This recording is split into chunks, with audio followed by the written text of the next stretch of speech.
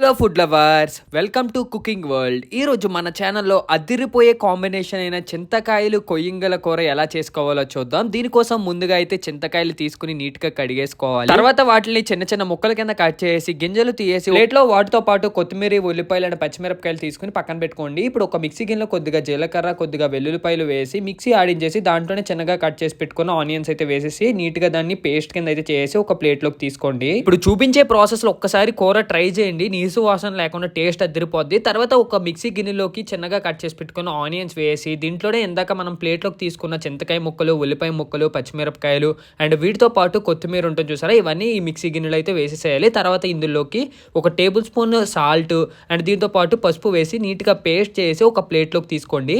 ఇప్పుడు ఇందులోకి కొద్దిగా కారం వేసి చూపిస్తున్న విధంగా బాగా మిక్స్ చేసి ఒక ప్లేట్లోకి తీసుకుని పక్కన పెట్టుకోండి.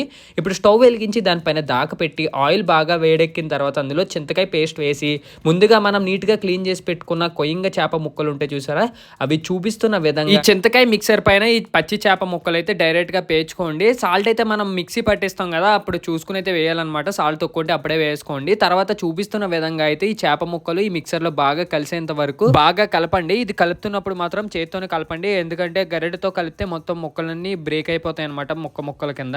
సో ఇదంతా బాగా కలిపిన తర్వాత ఇందులోకి తగినంత వాటర్ అయితే వేయండి. వాటర్ అయితే క్వాంటిటీ బట్టి అయితే వేసుకోండి. ఎక్కువ వేసుకున్నా మనకి కూర అయితే టేస్ట్ బాగోదు.